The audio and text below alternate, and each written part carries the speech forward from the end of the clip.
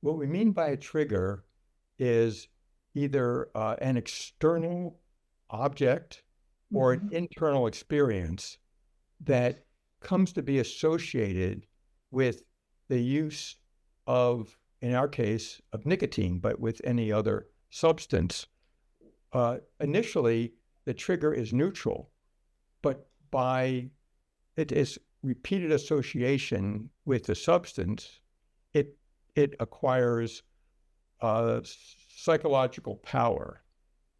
And everybody is aware that when you take a substance like nicotine or alcohol or opioids, that sets off a dopamine release. But what people often don't know is that the trigger sets off an even higher dopamine release than the substance itself. And that's what makes it so powerful. So we actually can, by visualizing the brain through through scanning techniques, you can actually see the physiological representation of the trigger, and showing that to patients uh, is also makes their is very helpful to patients in understanding that what they experience is actually reflected in changes that you can see in the brain.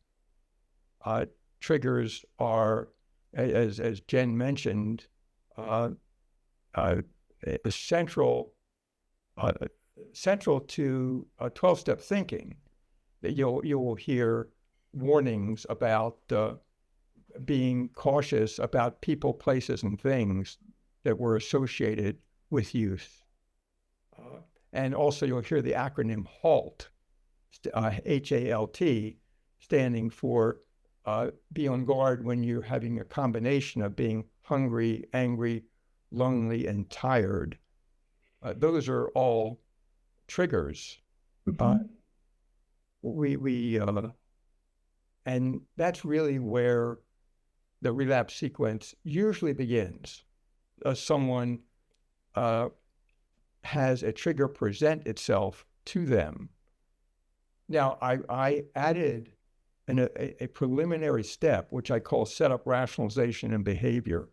For people, Before we get to that though, before we get to setup rationalization and behavior, can we spend a little bit more time on triggers? Because you said external triggers and internal triggers, and I think this is so important. I think so. Just to really tease these two apart, the first thing is having triggers or not having triggers does not make one more in recovery or less in recovery. So I often hear people say, how are things going? Oh, I'm doing well. I didn't have any triggers. Triggers do not define someone's recovery. It's not something we can control, right? As you said, it's a psychological association, a connection that's happened over time between our senses, our internal experiences, and the use of a substance.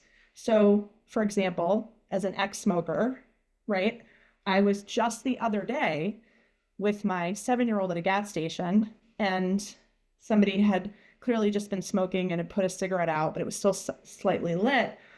And we're walking by, and he's going, "Oh, mommy, that smells so gross." And I was like, "Oh, that smells really good.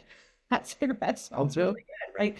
So even though it's been a long time since I've smoked, right, it instantly, that smell brought me right back to, which of course we know is so powerful, and our scent. So as an external trigger, another thing might be seeing people smoking or vaping in front of me as an example of an external trigger. It may be for some of our vaping patients driving by gas stations or vape shops where they would stop to grab a vape. Those are usually, those people, places, and things are fairly easy to identify for our patients. The level below that are those internal triggers, which I think in some ways is defined by the rest of the sequence. But I wanted to make sure we talked a little bit more about that before we move on to the rest of the sequence. right, and I think at the risk of getting into too much detail, uh, the people, places, and things are example of what we call cue triggers. Those are Yes. the ones where learning has occurred. and they're very powerful, but they tend uh, to disappear relatively early in the recovery process. We use the professional word extinction, that when you encounter a trigger and don't follow with the use, Mhm. gradually that people, place, or thing becomes less powerful. Yes. When it comes especially to nicotine, even more than the other substances, the other set of triggers, the HALT triggers, as well as other ones, we refer to as stress triggers. And because stresses are unavoidable in life, they tend to last and have power for a much longer period of time than the cue triggers. Again, getting back to the basic science of it, these two kinds of triggers, the cue and the stress, light up different areas of the brain, and there are different neurotransmitters involved with them.